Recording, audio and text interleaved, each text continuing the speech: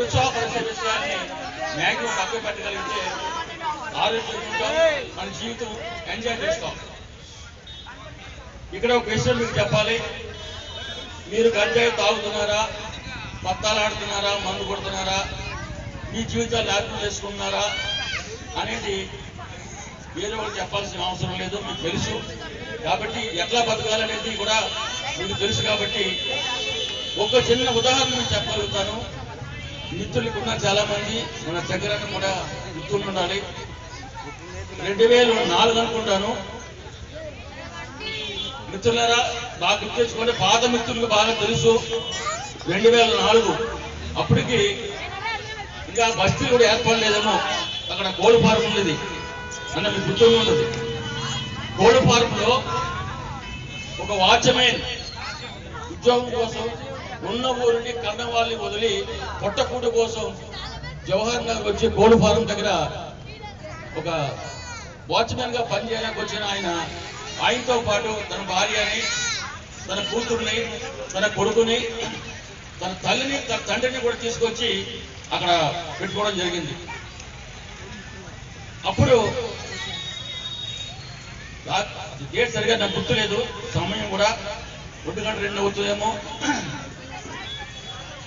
ఒక పెద్ద ఆర్పులు కేకలు వినిపించాయి మాకు ఆ కోడి ఫారం నుంచి. మేము అక్కడ పెట్రోలింగ్ చేసేవాళ్ళం.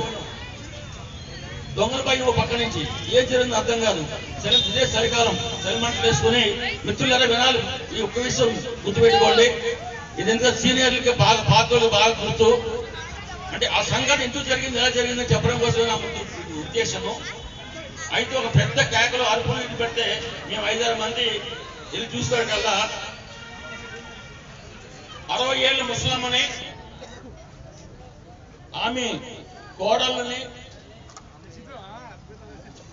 మనవరాలని ముగ్గురిని రేపు చేస్తారండి. 20 సంవత్సరాల కుర్రవాడు అక్కడే ఉన్నాడు. తండ్రిని లోపల వేసి కలిపేశాడు. తండ్రి మాత్రం తాగలేదు. కానీ కొడుకు, మనవడానండి కొడుకు, గంజాయి తాగి పడిపోయి ఉన్నాడు. కన్న కొడుకు ముందే చెల్లిని, తల్లిని, మామను కూడా రేపు చేస్తే స్పృహ లేకుండా పడి ఉన్నాడు ఆ పిల్లాడు. ఇది పరిస్థితి. అంటే ఒక సంఘటన చెప్తున్నాను మీకు. ఒక మత్తు పదార్థం వల్ల తన కుటుంబాన్ని తను కాపాడుకోలేని పరిస్థితిలో ఉన్నాడు. యవ్వనంలో ఉన్నాడు, శక్తి ఉంది, బలం ఉంది, తిరగబడి కొట్టలో శక్తి కూడా ఉంది. కానీ ఏం చేస్తాడు, మత్తు నెత్తికెక్కింది. దీన్ని బట్టి యువత ఆలోచించండి.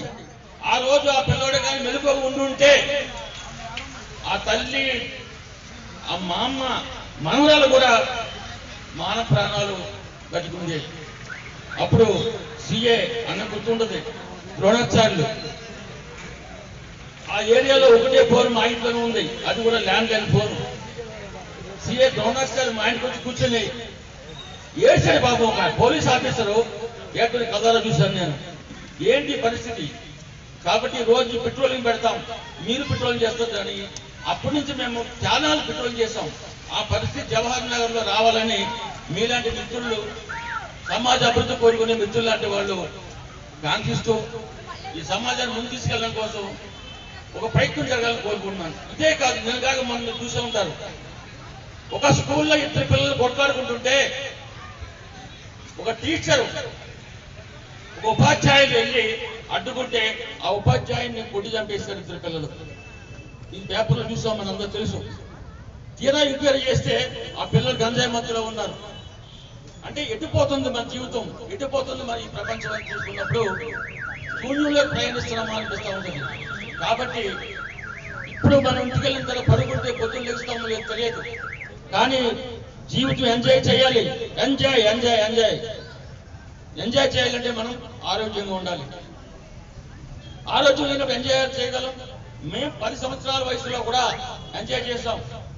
అది మా విలేజ్. చిన్న పిల్లలంతా ఆడుకునే వాళ్ళం. రాత్రి 10-11 గంటలకు ఆడుకునే వాళ్ళం. 20 సంవత్సరాలు స్కూల్ ఇంకోటి ఎంజాయ్ చేస్తాం. 40 కుటుంబంతో ఎంజాయ్ చేస్తాం. ఇప్పుడు సమాజం కోసం ఎంజాయ్ చేస్తా ఉన్నాం. కాబట్టి ప్రతి ఒక్కరూ ఎంజాయ్ చేయాలి. ఎంజాయ్ గంజాయితో ఎంజాయ్ కాదు. మన కుటుంబాలని మన జీవితాన్ని ఒక పరిపూర్ణమైన అభివృద్ధిని ప్రయాణించేలాగా మన జీవితాన్ని ఎంజాయ్ చేయాలని మనసా భాష కోరుకుంటూ